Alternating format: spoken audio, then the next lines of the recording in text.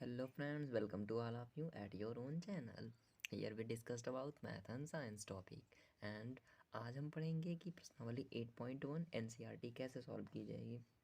जैसा कि फ्रेंड्स मैंने पिछले सारे वीडियोस में इसकी सारी थ्योरी को एक्सप्लेन कर दिया है, आप वहां से जा कर के सारे वीडियोस पहले देख सकते हैं।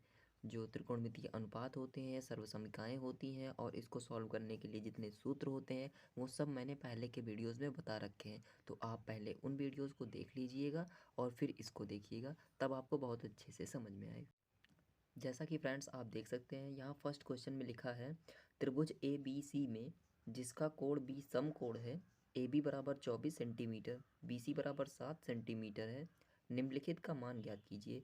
पहले क्वेश्चन में दिया है साइन ए कॉस ए, दूसरे में दिया है साइन सी कॉस सी। तो इनकी वैल्यूज़ हमें फाइंड करनी है, तो बहुत ही आराम से हम इसको फाइंड कर सकते हैं। सबसे पहले फ्रेंड्स ज़रूरी ये होता है कि आपको क्वेश्चन समझ में आना चाहिए।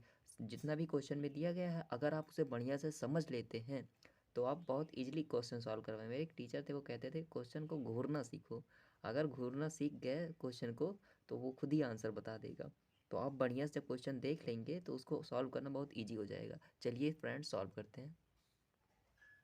तो फ्रेंड्स मैं यहाँ पर सबसे पहले लिखेंगे हम लोग कि हमें क्वेश्चन में दिया गया है। मैं आपको ऐसे बताऊंगा जैसे आप बोर्ड एग्ज़ाम में लिख सकते हैं और आपको बहुत ही अच्छे नंबर्स मिलेंगे। तो चलिए फ्रेंड्स यहाँ पर हम सबसे पहले लिखते हैं हमें दिया क्या क्या दिया है। सबसे पहले लिखिएगा दिया है, उसके बाद जो भी वैल्यूज़ होंगी उनका आपको नाम लिखना है। जैसे हमें दिया था क्वेश्चन में ट्राइंगल ए बी सी में, ये सारी चीज़ें आप क्वेश्चन से ही लिख सकते हैं। क्वेश्चन में जो भी दिया है बस वही आपको लिखना है, दिया है और जितने भी डाटा आपको दिया होगा यहाँ लिख लीजिएगा। इसमें हमें दिया था जिसका कोण बी समकोण है, जिसका कोण बी समकोण है, और आगे हमें दिया था ए बी बराबर है 24 सेंटीमीटर के, और एक और वैल्यू दी थी बी सी बराबर है 7 सेंटीमीटर की। इतना हो गया। सबसे पहले आप एक समकोण त्रिभुज बनाइएगा। तो यहाँ मैं बना दे रहा हूँ त्रिभुज कुछ इस तरीके से। जो वैल्यूज़ यहाँ दी गई हैं, ए बी बराबर 24 सेंटीमीटर है, तो आप रखिएगा। यहाँ पर ध्यान दीजिएगा बी जो है वो समकोण है, तो ये समकोण होता है तो बी को आपको यहीं पर रखना है। ए और सी आप चेंज कर सकते हैं। अगर मैं ए को ऊपर रखता हूँ तो ए बी सी हो जाएगा। अब यहाँ पर देखिए ए बी बराबर 24 है तो ए बी ये है, यहाँ पर रखिएगा 24। बी सी बराबर 7 है, बी सी बराबर 7 है, यहाँ 7 रखिएगा। ये वैल्यू आपको नहीं पता है, ठीक ना। तो ये वैल्यू हमें किसी भी तरीके से पता करनी है। ये वैल्यू पता करने के लिए हम लोग एक थ्योरम पढ़े हैं जिसका नाम होता है पाइथागोरस प्रमेय। तो हम यहाँ पर लिखेंगे त्रिभुज ए बी सी में, त्रिभुज ए बी सी में पाइथागोरस प्रमेय से, पाइथागोरस प्रमेय से। अब इस त्रिभुज ए बी सी में हम लोग पाइथागोरस प्रमेय लगाने वाले हैं। तो पाइथागोरस प्रमेय कहती क्या है, उसका फार्मूला होता है कर्ण का स्क्वायर बराबर लंब का स्क्वायर धन आधार का स्क्वायर। तो हमें कर्ण पता करना है, इसको कर्ण ही कहा जाता है। तो फ्रेंड्स अगर हमें ये कर्ण पता करना है तो हमें लंब और आधार की वैल्यूज़ रखनी होंगी। तो कर्ण का स्क्वायर, लंब अभी इसको मान के चलते हैं तो ये 24 हो जाएगा, इसका स्क्वायर धन आधार, आधार 7 है, 7 का स्क्वायर यहाँ करिएगा 24 का स्क्वायर। तो फ्रेंड्स जैसा कि हम मानते हैं कि क्लास 10th में है तो हम लोगों को कम से कम 25 तक स्क्वायर आना चाहिए। नहीं आता है कोई दिक्कत नहीं, आप याद कर लीजिए। 24 का स्क्वायर आपको ऐसे मल्टीप्लिकेशन में करके लिखना पड़ेगा, नहीं तो 7 का स्क्वायर आपका 49 होता ही है, 7 7 49 हो जाएगा। इसका जब आप करेंगे ये आता है 576, ये होता है 49 है ही। इन दोनों को ऐड कर लीजिएगा, 9 6 15 का 5 हासिल लगा 1, 7 6 13, 1 14 का 4 हासिल लगा 1, और ये 4 5 1 6 हो जाएगा। सॉरी फ्रेंड्स इसे सही कर लीजिएगा यार, 2 था। 7 4 11, एक लगा था, 12 हो जाएगा, एक बचा तो ये हो जाएगा इतना। यहाँ पर हमारे पास कर्ण का स्क्वायर है ही। अब लेकिन हमें कर्ण की वैल्यू चाहिए, तो कर्ण को यहाँ लिखिएगा। जो स्क्वायर है इधर आकर अंडर रूट का काम करता है, ये हो जाएगा 625। तो किसी भी वैल्यू को देखिए, अंडर रूट से कोई भी वैल्यू अगर 2 बार है तो बाहर आने पर एक बार हो जाती है। इसका वर्गमूल निकालेंगे, ये 25 का वर्गमूल होता है, तो इसको ऐसा भी लिखा जा सकता है 25 गुणा में 25, ये 2 बार है, बाहर आने पर 1 बार बचेगा, तो ये हो जाएगा 25 सेंटीमीटर। अगर आपको ऐसे नहीं आ रहा है तो आप यहाँ पर इसका वर्गमूल ज्ञात कर सकते हैं। तो अगर जैसे हमारे पास ये वैल्यूज़ आ गई है, कर्ण का इसको कर्ण जो है हमारे पास 25 आ गया, तो यहाँ पर 25 इसको फिल कर दीजिएगा। ठीक ना फ्रेंड्स। अब मेन क्वेश्चन पर चलते। मेन क्वेश्चन में हमसे पूछा गया था साइन ए कॉस ए की वैल्यू, साइन सी कॉस सी की वैल्यू फाइंड करना। तो सबसे पहले हम ये पहला वाला सॉल्व करेंगे फ्रेंड्स। देखिएगा सबसे ज़रूरी काम यहीं पर है, यहाँ सबसे ज़्यादा ध्यान आपको देना होगा। जैसे ये साइन ए है, ये कॉस ए है, तो सबसे पहले इसका अलग काम करना है, ये कॉमन है।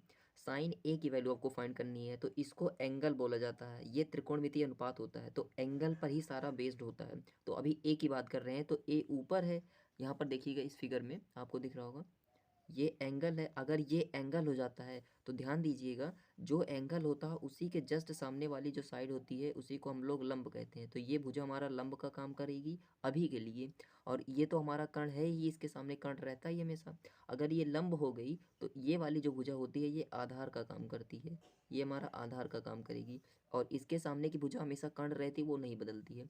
इस तरीके से अगर हम साइन ए या कॉस ए की वैल्यू लेंगे तो लंब इसे मानेंगे, आधार इसे मानेंगे। तो साइन ए का जो त्रिकोणमितीय अनुपात होता है, साइन ए बराबर, जैसा कि हम लोग जानते हैं लंब बटे कर्ण होता है।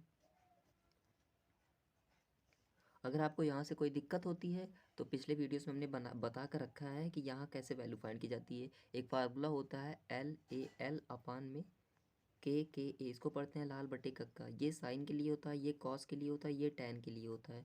तो साइन के लिए लंब बटे कर्ण हो गया। अब लंब की वैल्यू आपको यहाँ से देख के रखनी है, 7 है। कर्ण की वैल्यू यहाँ से देख कर रखिएगा, ये 25 है, ये तो कर्ण का काम करेगा, तो कर्ण की जगह आप रखिएगा 25, तो 7/25, ये एक आंसर हो गया आपका, ये जो कि आपका सही है। दूसरा वाला हम देखते हैं, हमें फाइंड करना था कॉस ए। कॉस ए का फार्मूला यहाँ देखिए, आधार बटे कर्ण, लिखिएगा आधार बटे में कर्ण। तो आधार की वैल्यू कहाँ है, आधार यहाँ देखिए, यहाँ 24 लिखा है, तो आधार यहाँ 24 हो जाएगा। कर्ण कर्ण यहाँ पर 25 ही है, तो 25 हो जाएगा। तो पहला क्वेश्चन इस तरीके से हम बहुत आसानी से सॉल्व कर लेंगे। अब चलिए दूसरे क्वेश्चन पर आते हैं। तो फ्रेंड्स दूसरे क्वेश्चन में फाइंड करना है साइन सी कॉस सी। यहाँ पर देखिए ये तो त्रिकोणमितीय अनुपात है, यहाँ कोण जो है वो सी है। यहाँ ये कोण बार बार बदल सकता है, ये कुछ भी हो सकता है, कोई नंबर में हो सकता है, थीटा हो सकता है, A B C P Q R S हो सकता है। तो हमें इसी पर पूरा कंसंट्रेट करना होता है। ध्यान दीजिएगा यहाँ सी है, तो आप सी के पास यहाँ पर एंगल जो आपका होगा वो सी हो जाएगा। अगर ये एंगल सी हो जाएगा तो इसके सामने की जो साइड होगी उसे क्या कहेंगे, लंब कहेंगे, तो ये आपका लंब बन जाएगा। अगर ये वाला लंब हो गया तो नीचे वाला आपका आधार है, ये है, तो ये आपका आधार का काम करेगा एकदम सही से। और बी के सामने जो साइड होती है उसको कर्ण कहते हैं, तो ये आपका कर्ण है ही। इस तरीके से अगर आप लिख लेंगे बहुत इजी हो जाएगा आपके लिए सॉल्व करना। साइन सी की वैल्यू यहाँ देखिएगा, साइन सी फार्मूला क्या होता है, लंब बटे कर्ण, तो लिखेंगे लंब बटे कर्ण। लंब लंब यहाँ देख लीजिएगा 24 है, रखिएगा 24। कर्ण कितना है, कर्ण यहाँ पर 25 है, लिखिएगा 25। एक क्वेश्चन हो जाएगा आपका सॉल्व। दूसरे वाले में जैसे हम सॉल्व करेंगे, यहाँ पर है हमारे पास कॉस सी। कॉस सी का फार्मूला होता है आधार बटे कर्ण, आधार बटे में कर्ण, यहाँ लिखेंगे कर्ण। देखिए आधार की वैल्यू आपके पास कितनी है, आधार इस फिगर में देखिएगा 7 लिखा गया है, तो 7 हो जाएगा। कर्ण कितना है, कर्ण यहाँ पर 25 दिया गया है, तो बट्टे में 25। इस तरीके से ये दोनों आंसर भी आपका सही हो जाएगा। ऊपर आपने सॉल्व कर ही लिया है, तो पहला क्वेश्चन बहुत ही आराम से हो गया। पहला दूसरा दो खंड थे, दोनों सॉल्व हो गए। अगर आपको कोई भी दिक्कत होती है तो आप वीडियो को फिर से देख लीजिए।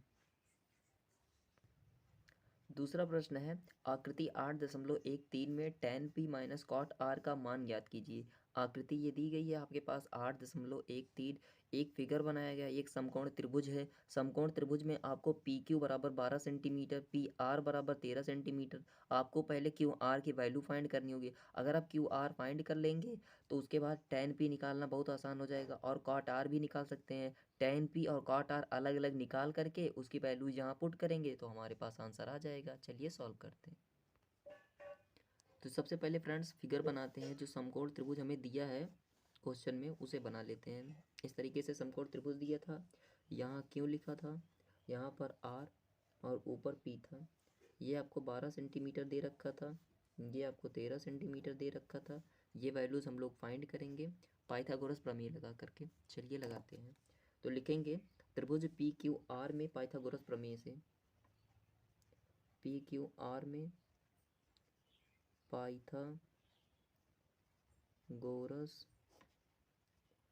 प्रमेय से। तो चलिए पाइथागोरस प्रमेय लगाते हैं। पाइथागोरस प्रमेय क्या होती है? कर्ण का स्क्वायर बराबर में लंब का स्क्वायर धन आधार का स्क्वायर, इस तरीके से। अब देखिए यहाँ पर हमें क्या क्या पता है।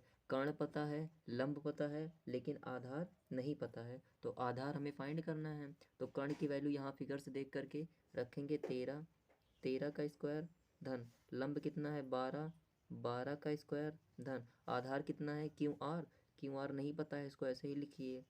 अब देखिए सबसे पहले इसको सॉल्व कर लीजिए, इसको सॉल्व कीजिए। 13 का स्क्वायर कितना होता है? हम लोग सब जानते हैं 13 का स्क्वायर 169 होता है। 12 का स्क्वायर कितना होता है? 12 का स्क्वायर 144 होता है धन क्यू आर।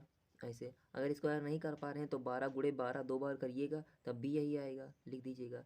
इधर देखिएगा 144 प्लस में है, बराबर की तरफ आएगा तो माइनस में हो जाएगा। तो लिखिएगा 169 माइनस में 144 बराबर क्यू आर इसी साइड है, तो क्यू आर को ऐसे ही रखेंगे। इतने में से इतने घटाते हैं, 9 में से 4 गया, यहाँ बचेगा 5, 6 में से 4 गया 2, 1 से 1 ये आएगा तो 0 हो जाएगा। ये हो जाएगा हमारा क्यू आर स्क्वायर। लेकिन हमें क्यू आर की वैल्यू चाहिए, तो ये स्क्वायर इधर भेजेंगे तो ये अंडर रूट का काम करेगा।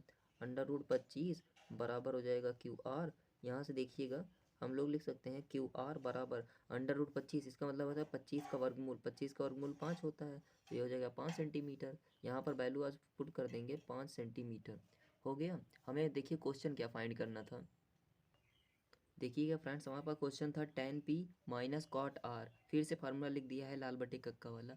इस फिगर में आप ध्यान से देखिएगा, अगर हम p को एंगल मानते हैं तो p एंगल हो जाएगा, तो p ऊपर हो जाएगा। p ये ऊपर हो गया तो इसके जस्ट सामने वाला काम क्या करेगा? ये लंब का काम करेगा, ये लंब हो जाएगा। और इसके बगल वाला अब आधार का काम करने लगेगा। कर्ण कभी भी नहीं बदलता है, कर्ण अपनी जगह पे रहता है, तो ये कर्ण ऐसे ही रहेगा। तो देखिए अगर हम tan p की वैल्यू रखना चाहें, tan के लिए फार्मूला होता है लंब बटे आधार, तो लंब बटे आधार, तो यहाँ पर हम डायरेक्ट वैल्यू लिख सकते हैं या फिर एक बार लिख सकते हैं लंब बटे आधार, लंब बटे आधार minus cot R. Cot R देखिएगा ये वैल्यूज़ हो जाएगी कॉट आर की, तो पहले हम tan p की वैल्यू लिख लेते हैं तब कॉट आर की लिखते हैं, नहीं तो दिक्कत होगी। तो लंब देखिएगा अभी क्या है हमारे पास 5 है, 5 है। आधार कितना है? आधार 12 है, 12 रखिएगा माइनस में। अब आते हैं हम कॉट आर पर। कॉट आर के लिए मैं एक दूसरा यहाँ पर लिख दे रहा हूँ। हम लोग फिर से एक नया फिगर बना लेंगे। ये R है, ये Q है, ये P है, ये अलग है, ये 13 था, ये 5 है, ये 12 है। अब हमारे पास एंगल देखिएगा, हमें R पे बात करनी है। तो R को अगर एंगल लेकर चलते हैं तो इसके साइड ये इसके सामने वाली भुजा क्या काम करेगी? लंब का काम करेगी। नीचे क्या है? आधार है। और बगल में क्या होता है? यहाँ पर ये कर्ण होता है। तो सबसे पहले देखिएगा फार्मूला क्या लगेगा कॉट आर के लिए। कॉट आर जो कॉट होता है ये tan का उल्टा होता है, ये लंब बटे आधार है, तो ये आधार बटे लंब हो जाएगा, आधार बटे में लंब। तो देखिएगा आधार की वैल्यू इससे देख कर रखेंगे कितना आएगा? आधार 5 है।